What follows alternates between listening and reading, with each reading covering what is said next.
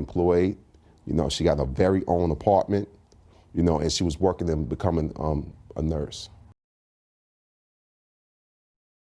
She was just 19 years old, living on her own, working hard, dreaming of becoming a nurse.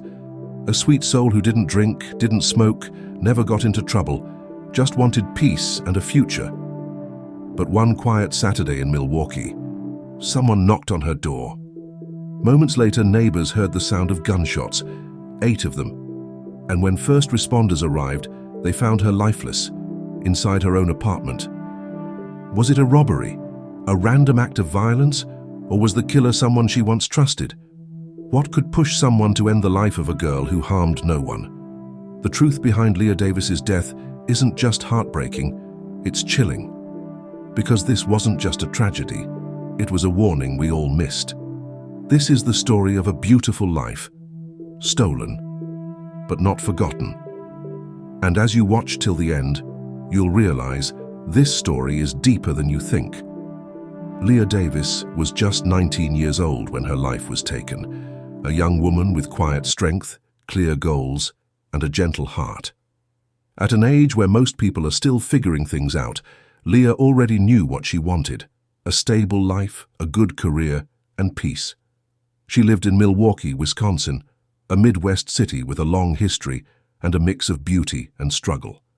It's a place where hard work is part of the culture, but also where crime and poverty often touch young lives. Still, Leah stayed focused. She wasn't caught up in street life or drama. She kept her head down, worked hard, and tried to build something for herself. Leah had just moved into her own apartment near 66th and Lisbon. Living alone at 19 isn't easy, especially in a city like Milwaukee, but she was making it work. She had a job, she paid her own bills, and she had dreams of becoming a nurse. Those close to her described her as mature for her age, kind, quiet, driven. She didn't smoke. She didn't drink. She minded her business and focused on her future. She was raised by her grandmother, who played a big role in shaping her.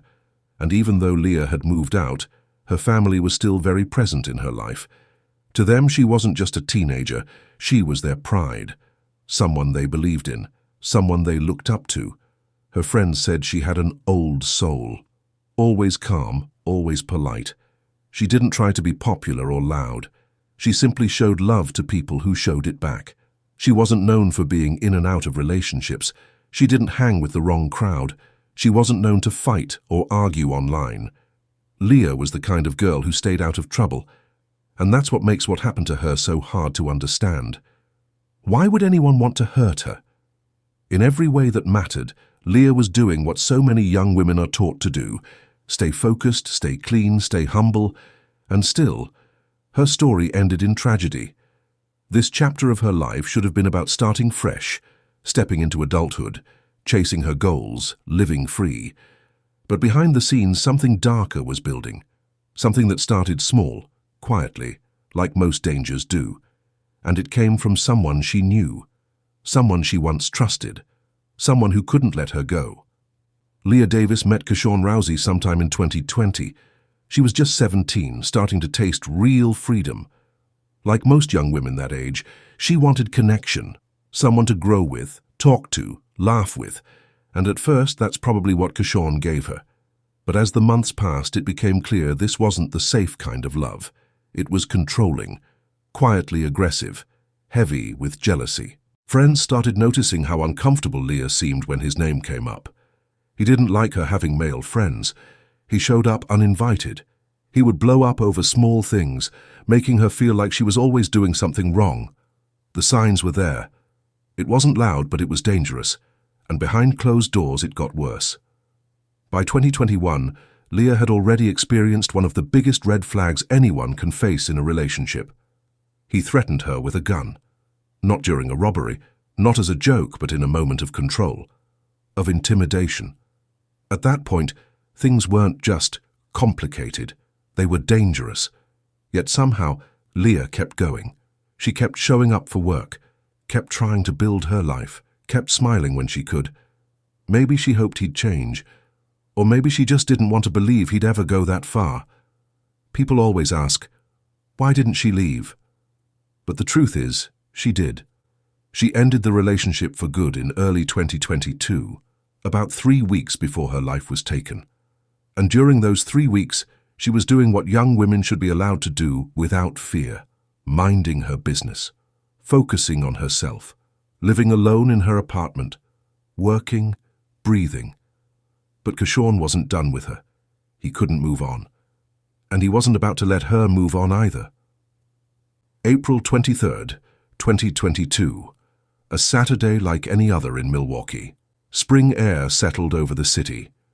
It was the kind of morning where everything feels still, where people go about their lives without knowing that someone somewhere is reaching their breaking point. Inside her apartment near North 66th and Lisbon Avenue, Leah Davis was home. This wasn't just an apartment, it was a symbol of her independence.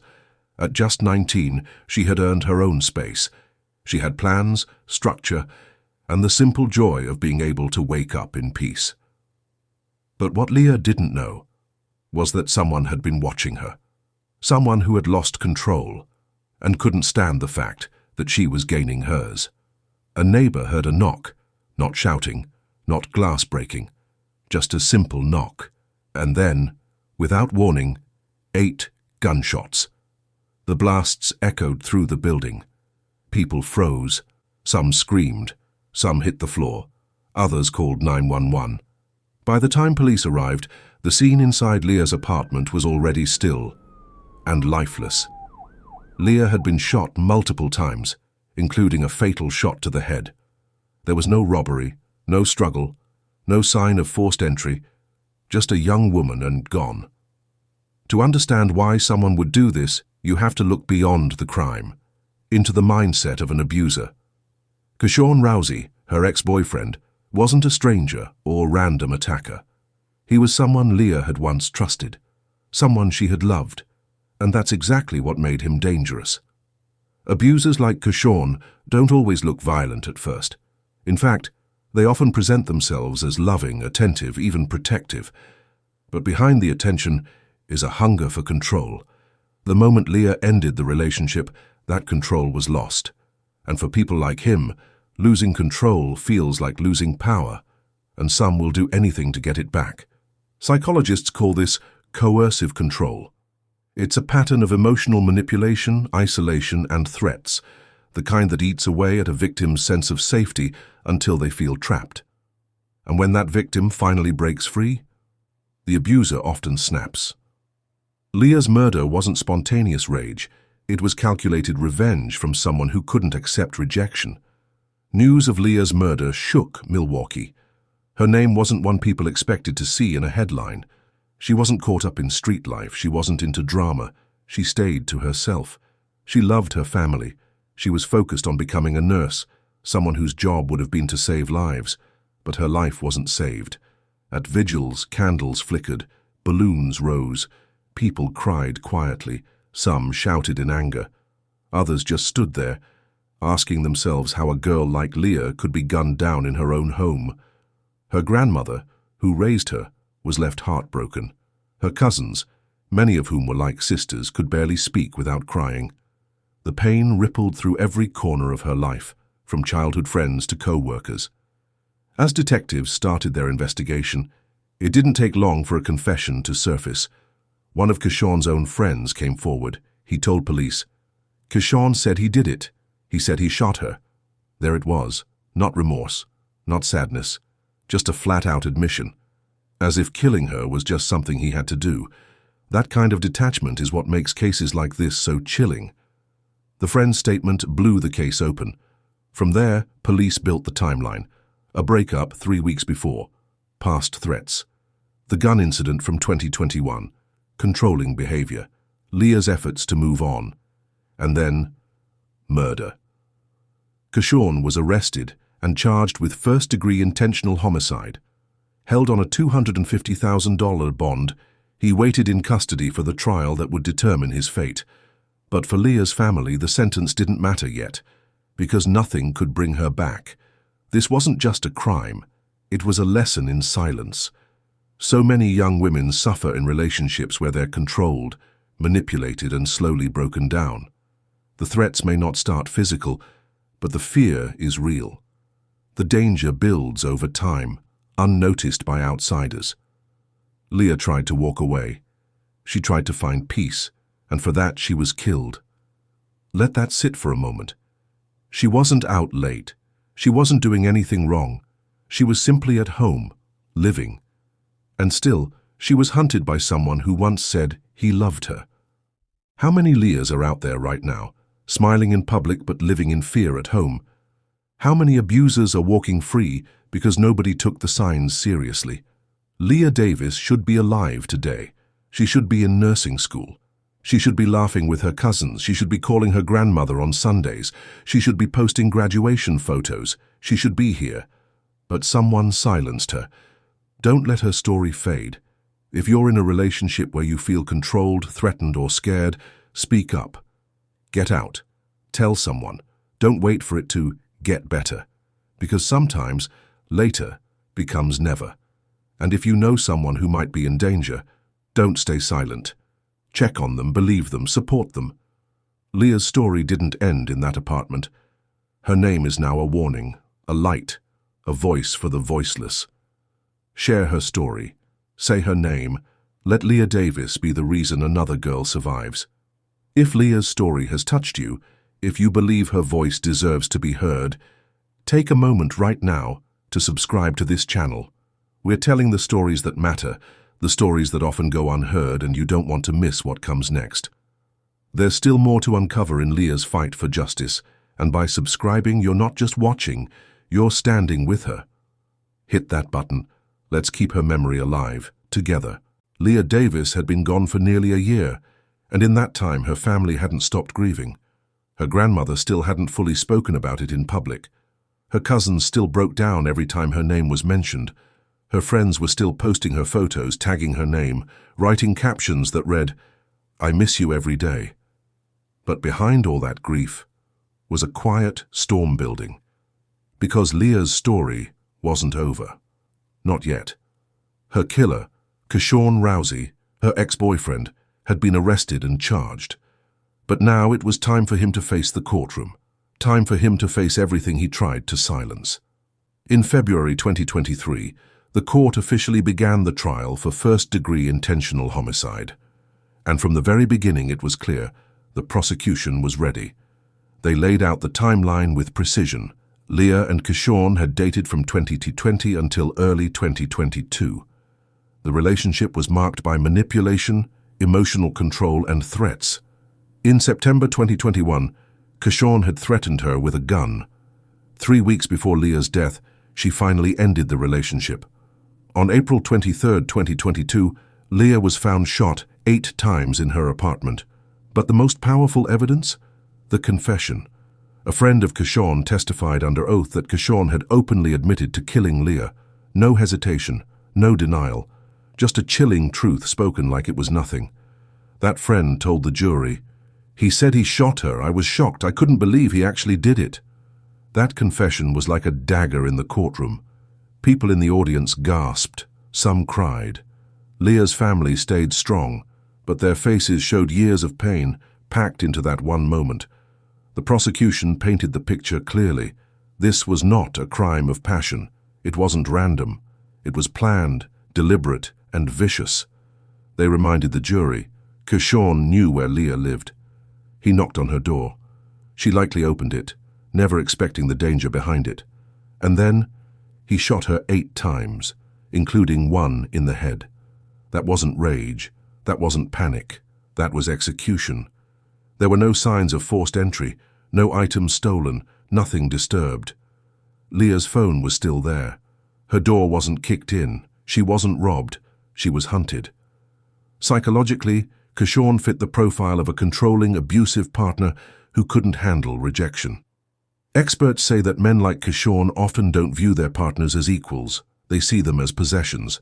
And when that possession walks away, it feels like losing control over their own identity.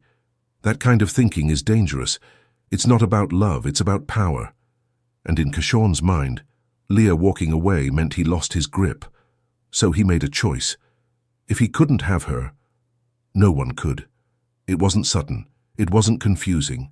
It was a conscious decision to show up, armed, and destroy a young woman who only wanted to live her life. During the trial, Leah's family sat through every painful detail, every photo, every timeline, every witness. They heard how she died. They saw the man who took her life sitting just feet away, silent, cold, and emotionless. Her grandmother, the woman who raised her, kept her head high, but inside, she was crumbling. Her cousins, including one who was like a sister, stayed quiet but alert, eyes locked on the courtroom, fists clenched. Some family members wore shirts with Leah's face on them, turning grief into presence, a way to remind the world who she was before tragedy took her. You could feel the weight in the room, the pressure, the sorrow, but also the strength. After days of evidence, testimony, and emotional exhaustion, the jury came back with their decision. Guilty. Kershawn Rousey was found guilty of first-degree intentional homicide. The judge sentenced him to life in prison with no chance of parole until 2057. That means he'll spend more than 3 decades behind bars. But Leah's family will spend the rest of their lives missing her. Is that justice? Maybe, but justice doesn't hug you at night. Justice doesn't bring back birthdays or graduations or smiles. Justice doesn't pick up the phone when you're missing your child. But it was something. It was the system finally doing its job. And it was the moment Leah's voice, silenced in April 2022, finally echoed again in a courtroom. Leah Davis didn't get to live her dream. She never got to wear that nurse's uniform. She never got to walk across the graduation stage. She never got to find the love she truly deserved. But her story has sparked a movement. Her family, her friends, and even strangers who heard her name are now speaking out about toxic relationships, emotional abuse, red flags we ignore, and the urgent need to protect young women in these situations. Leah didn't die because of a mistake. She died because someone chose to ignore her humanity. And now we have to choose differently.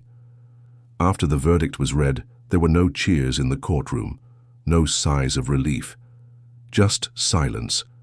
Because even though justice had been served, the truth still lingered like a heavy fog. Leah Davis was gone.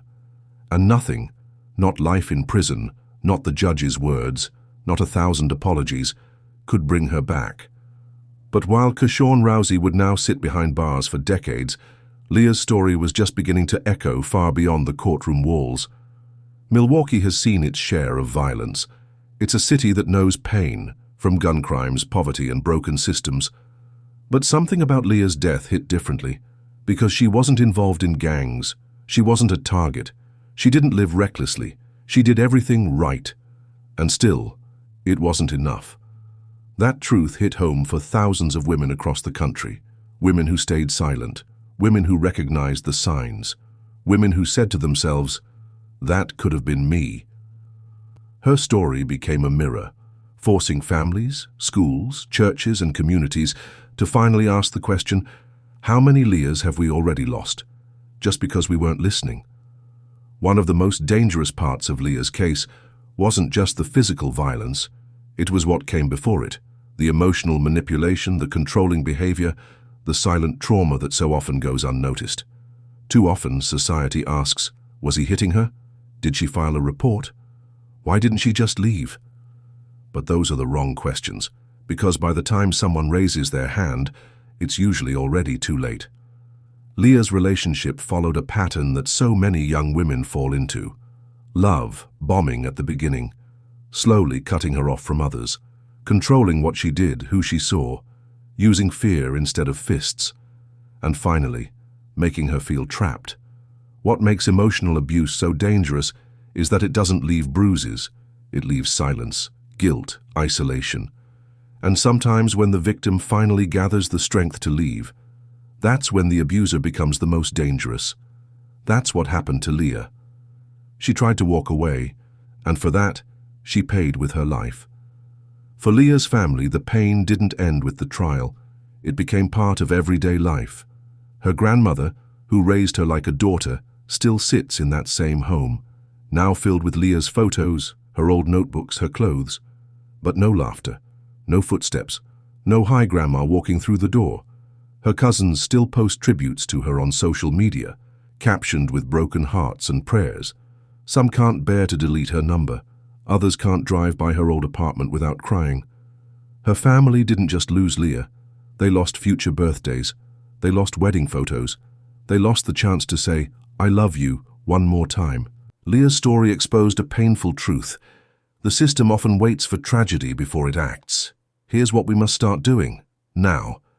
Normalize talking about emotional abuse. Not every abusive partner hits, but they all harm. Educate young people about healthy relationships. Love should not feel like fear. Control is not care. Believe victims the first time. When someone says they're scared, listen, act, support, strengthen protections for domestic violence survivors. Leah had told someone she was threatened with a gun. That should have been enough. Train police to take emotional threats seriously. Not all danger looks like violence, but it always leads there. If someone had stepped in earlier, just maybe, Leah would still be here. Leah Davis wasn't famous. She didn't have 1 million followers. She didn't ask to be a symbol. She just wanted to live, to love, to work hard, to help others. But her story didn't get to end on her terms, so it's up to us to finish it the right way. Don't let Leah's story fade. Don't scroll past this and move on like it never happened. Share her name. Talk about her story. Use her voice to speak up for someone who can't right now. Subscribe to this channel if you believe her story matters. We're not just here for headlines. We're here for truth, for awareness, for impact. Every click, every comment, every share is one more way to protect the next Leah before it's too late. Because the next victim might already be reading this, quietly, silently, hoping someone will say something before it's too late. And maybe that someone is you. Tell us in the comments. What city or state are you watching from? We'll see you in the next one.